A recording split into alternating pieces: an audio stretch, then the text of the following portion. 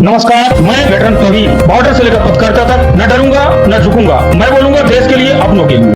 नमस्कार दोस्तों, आज हम बात करेंगे उस बिल की जिसने संसद से लेकर सड़क तक बहस छेड़ दी है। ऑनलाइन गेमिंग रेगुलेशन बिल है। भारत सरकार ने ऑनलाइन गेमिंग के बढ़ते खतरों को देखते हुए यह बिल संसद में पेश किया है। लोकसभा से पास होने के बाद महामहिम राष्ट्रपति की मंजूरी इसमें बाकी है। तो अब बात कर लेते हैं इस बिल में आगे खास क्या है। भारत में चलने वाले हर गेमिंग ऐप्स को लाइसेंस और रजिस्ट्रेशन करवाना अनिवार्य होगा। गैर कानूनी और सट्टा आधारित गेम्स जैसे ड्रीम 11, MPL, जुपी, पोकरबाजी और भी बहुत से प्लेटफॉर्म शामिल हैं, जिनके खिलाफ IT मंत्रालय ने शिकायतें दर्ज की हैं। जहां बैटिंग सट्टेबाजी जुड़ी हो, जहां वास्तविक पैसे पर सट्टा हो, स्पष्ट तौर पर जुआ पर आधारित ऐप्स पर बैन जारी रहेगा। वहीं स्किल आधारित ऐप्स को शर्तों के साथ मान्यता मिल सकती है, बशर्ते उनमें वास्तविक जुआ न हो और पारदर्शी नियम हो। नाबालिगों के लिए समय सीमा, आयु सत्यापन और पेरेंटल कंट्रोल अनिवार्य होगा। वहीं कंपनियों को उपयोगकर्ता का डाटा भारत में ही स्टोर करना होगा। डेटा लोकलाइजेशन, नियम उल्लंघन पर 50 लाख से 5 करोड़ तक का जुर्माना और लाइसेंस रद्द करने की सजा निर्धारित है। वहीं कुछ स्किल बेस्ड गेम और शैक्षिक मिनी गेम प्लेटफॉर्म, जिन्हें पारदर्शी पॉलिसी और कड़े एज वेरिफिकेशन के साथ नियमों का पालन करने के लिए शर्तों के साथ लाइसेंस मिल सकता है। अब बात कर लेते हैं जो इनका प्रचार करते हैं और लाखों कमाते हैं, करोड़ों कमाते हैं, तो उन पर क्या है, उन पर कौन सी कार्रवाई होगी। बिल में स्पष्ट प्रावधान है कि कोई भी सार्वजनिक हस्ती, चाहे अभिनेता हो, खिलाड़ी हो, नेता हो या इन्फ्लुएंसर हो, जो बैन किए गए ऐप जुआ सट्टा आधारित है, उनका प्रचार करता है तो उस पर 25 लाख से 1 करोड़ रुपए तक का जुर्माना लगाया जा सकता है और वहीं 3 साल तक की कैद की सजा का प्रावधान भी है। यानी अब सिर्फ पैसा लेकर बच्चों को गुमराह करना अपराध सम्मत दंड भरेगा। वहीं हम बात कर लेते हैं इन ऐप से युवा वर्ग और समाज पर क्या प्रभाव पड़ा है। हमारे समाज का युवा वर्ग जल्दी पैसा कमाने के चक्कर में इन ऐप्स की तरफ खिंच जाता है। कोई इलाज के पैसे, कोई पढ़ाई की फीस, कोई घर का दैनिक खर्च, सब कुछ इन ऐप्स में डाल देता है। परिणाम क्या होता है? कर्ज, मानसिक तनाव, पारिवारिक टूटन, बार बार खुद को नुकसान पहुंचाने जैसी घातक घटनाएं सामने आती हैं।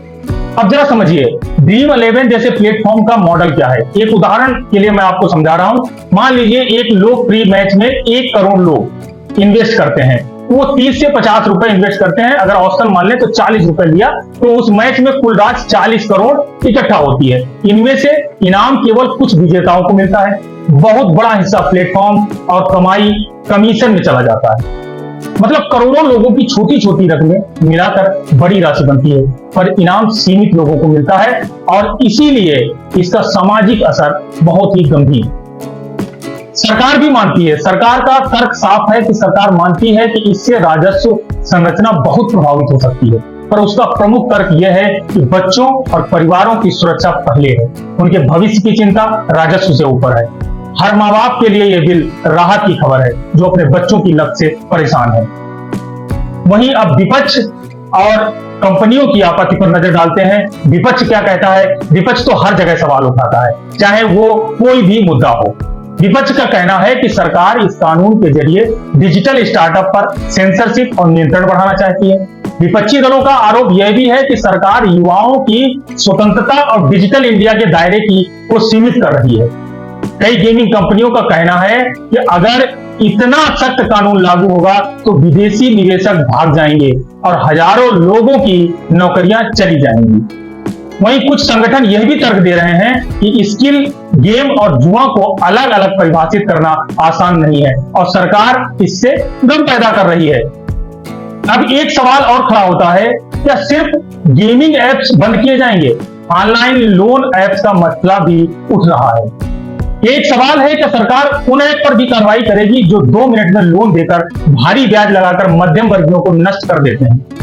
ये डिजिटल लोन ऐप्स बिना पारदर्शी शर्तों के तत्काल लोन देते हैं, 2-3 गुना या उससे अधिक ब्याज वसूलते हैं, धमकी और शर्मिंदा करने वाले रिकवरी तरीकों का इस्तेमाल करते हैं। इनसे भी तमाम तरह की आत्महत्याएं और पारिवारिक बर्बादी बढ़ी है। अगर सरकार ईमानदारी से उपभोक्ताओं की सुरक्षा चाहती है तो उसे लोन माफिया ऐप्स पर भी उतनी ही सख्त कार्रवाई करनी होगी। वहीं अब बात करते हैं, ये बिल सिर्फ गेमिंग कंट्रोल नहीं है, ये समाज की रक्षा का मामला है। क्या ये युवाओं को बचा पाएगा? संभव है, जरूर बचा सकता है अगर लागूकरण पारदर्शी और कड़ा होगा। क्या विदेशी निवेश प्रभावित होगा? बिल्कुल हो सकता है, विदेशी निवेश प्रभावित होगा, जैसा कह रहा है विपक्ष की चले जाएंगे, बिल्कुल चलेगा, चले जाने दो। बच्चे और हमारी प्राथमिकता होनी चाहिए, हमारे बच्चे, हमारा परिवार, और यही सरकार कह रही है। क्या सरकार लोन माफिया और डिजिटल फ्रॉड पर भी कड़ी कार्रवाई करेगी? यह भी एक असली परीक्षा होगी। मैं बोलूंगा देश के लिए, अपनों के लिए। जय हिंद। मिलते हैं फिर किसी ऐसी निष्पक्ष रिपोर्टिंग के साथ। नमस्कार।